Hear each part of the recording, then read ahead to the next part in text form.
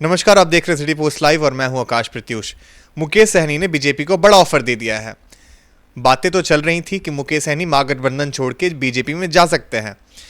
इसी बात पर सम्राट चौधरी ने चुटकी ली है। सर, क्या बात है? बात यह है कि मुकेश सहनी ने, जैसा कि आपने कहा, बड़ा ऑफर दे दिया है। मुकेश सहनी ने कहा है कि प्रधानमंत्री नरेंद्र मोदी अगर बिहार में निषादों को आरक्षण देने की बात का ऐलान करते हैं तो ये मुकेश सहनी उनके लिए जान तक देने के लिए तैयार है। अब प्रधानमंत्री नरेंद्र मोदी क्यों कर जान लेने लगे मुकेश सहनी जी की? वे तो यही कहेंगे कि मुकेश सहनी आप हमारे साथ आ जाइए, एनडीए को मजबूत कीजिए। तो सवाल यह उठता है कि क्या मुकेश सहनी भूमिका बना रहे हैं महागठबंधन का साथ छोड़कर जाने की? क्योंकि मुकेश सहनी गए थे सीतामढ़ी में जाकर उन्होंने एक और बड़ा सियासी पैंतरा खेल दिया है। उन्होंने कहा है कि सीतामढ़ी की जो 8 सीटें हैं, ये 8 सीटें वीआईपी लड़ना चाहता है। अब सोचिए, ऐसा होगा कि एक ज़िले की सारी सीटें एक ही पार्टी को गठबंधन में दे दी जाए?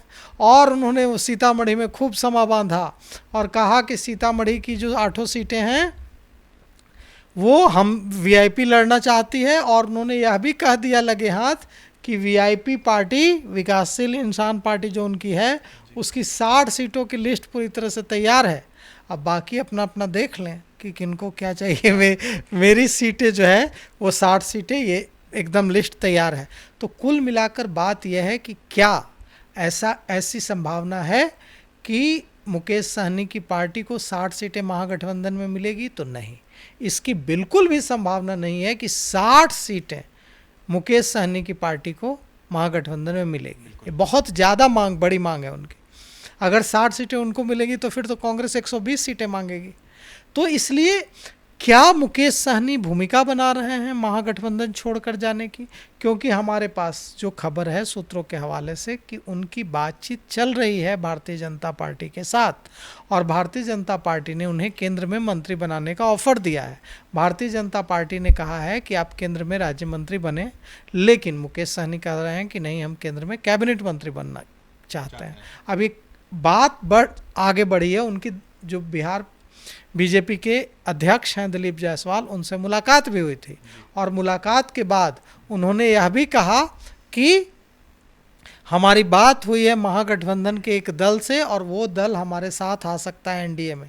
अब राष्ट्रीय जनता दल तो नहीं चला जाएगा एनडीए में, कांग्रेस भी नहीं चली जाएगी एनडीए में, लेफ्ट भी नहीं चला जा सकता है, माले भी नहीं जा सकते, तो बचा कौन? मुकेश सहनी। तो उन्होंने तो सीधे सीधे नाम ही खोल दिया कि कौन आने की तैयारी कर रहा है। अब सवाल यह उठता है कि सम्राट चौधरी से जब इस बारे में पूछा गया कि मुकेश सहनी तो कह रहे हैं कि प्रधानमंत्री नरेंद्र मोदी के लिए जान दे देंगे, तो सम्राट चौधरी ने चुटकी ले ली। डिप्टी सीएम सम्राट चौधरी ने कहा कि लगता है मुकेश सहनी भागने की फिराक में है वहाँ से, और उनका दिल नहीं लग रहा है और वो किसी भी समय भाग सकते हैं वहाँ से, इसीलिए भूमिका बांध रहे हैं। तो हम अपने दर्शकों को सुनाते हैं कि सम्राट चौधरी ने किस तरह से चुटकी ली। तो आप सुनिए सम्राट चौधरी ने क्या कुछ कहा है। मुकेश सहनी ने कहा अरे बोल रहे हैं, देखिए वो छोड़ के भागना चाह रहे होंगे। तो देखिए सम्राट चौधरी कितने खुश हैं। सम्राट चौधरी को भी महसूस हो रहा है कि सम्राट चौधरी डिप्टी सीएम हैं, भारतीय जनता पार्टी के बिहार में बड़े नेता हैं। उनको थोड़ा ही ऐसा है कि वो उनको नहीं पता होगा, अनजान होंगे वे कि क्या खिचड़ी पक रही है भारतीय जनता पार्टी और मुकेश सहनी के बीच। लेकिन यह तेजस्वी यादव के लिए खतरे की घंटी है, क्योंकि अगर मुकेश सहनी जाते हैं एनडीए में तो इसका सीधा फ़ायदा एनडीए को होगा, क्योंकि मल्लाह जो हैं वो परंपरागत रूप से एनडीए के ही वोटर हैं। और अगर मुकेश सहनी महागठबंधन में रहेंगे तो निषाद वोटर का, मल्लाह वोटर का बंटवारा होगा। लेकिन अगर मुकेश सहनी एनडीए में चले जाएंगे तो एक मुश्त 100% मल्लाह वोट, निषाद वोट एनडीए के साथ हो जाएगा। मतलब अगर पांडवों के साथ अगर कर्ण जुड़ जाते हैं तो फायदा निश्चित रूप से होगा। देखिए, ये जो कर्ण और पांडव वाली बात है, ये दिलीप जायसवाल का ये क्वाइन किया हुआ टर्म है।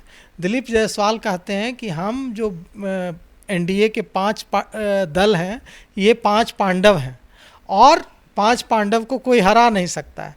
तो अगर महाभारत की बात करें तो पांडव मजबूत थे, लेकिन सोचिए अगर कर्ण उनके साथ मिल जाता तो कितने मजबूत हो जाते, फिर तो युद्ध ही नहीं होता। ऐसे ही हार मान लेता दुर्योधन। तो कुल मिलाकर बात यह है कि निश्चित रूप से जिस कर्ण की ओर आपका इशारा है कि मुकेश सहनी कर्ण की भूमिका में हो सकते हैं, क्योंकि तेजस्वी यादव जैसे को बड़ा भरोसा है मुकेश सहनी पर। और अगर कर्ण जो है चुनाव से ठीक पहले, मतलब युद्ध से ठीक पहले अपनी भूमिका बदल लेता है, कर्ण अगर छोड़कर चला जाता है तेजस्वी यादव का साथ और जाकर 5 पांडवों में मिल जाता है, तो इससे महागठबंधन को झटका लगेगा और एनडीए को बड़ी मजबूती मिलेगी। अब तो यह तो कर्ण पर है कि वो पांडवों का साथ देता है कि अपने मित्र तेजस्वी यादव के साथ बना रहता है। लेकिन कुल मिलाकर आज जो बातें कही है मुकेश सहनी ने, वो कोई उन्होंने ऐलान आकाश जी नहीं कर दिया है कि हाँ हम जा ही रहे हैं। उन्होंने एक शर्त रखी है कि 60 सीटें नहीं मिली तब हम दूसरा रास्ता देखेंगे। नहीं, उन्होंने सीधे सीधे तो ऐसा नहीं कहा है, लेकिन इशारा ये दिया है कि अगर भारतीय जनता पार्टी या वादा करे कि निषादों को बिहार में आरक्षण मिलेगा, आरक्षण का लाभ मिलेगा, तो हम वहाँ चले जाएंगे, ये जान दे देंगे, मतलब चले जाएंगे। अब सवाल ये उठता है कि उन्होंने इसके पीछे क्या तर्क दिया है। उन्होंने तर्क दिया है कि पश्चिम बंगाल में तो मिल रहा है, पश्चिम बंगाल में निषादों को आरक्षण है, दूसरे राज्यों में निषादों को आरक्षण है, तो बिहार में क्यों नहीं है। तो यह बड़ा सवाल उन्होंने उठाया है।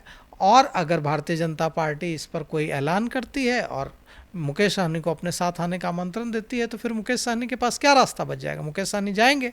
और जो खबर हमें मिल रही है कि ऐसा हो सकता है। तो आप सुन रहे थे वरिष्ठ पत्रकार दीपक शर्मा जी को। आगे की खबरों के लिए देखते रहिए सिटी पोस्ट लाइव। धन्यवाद।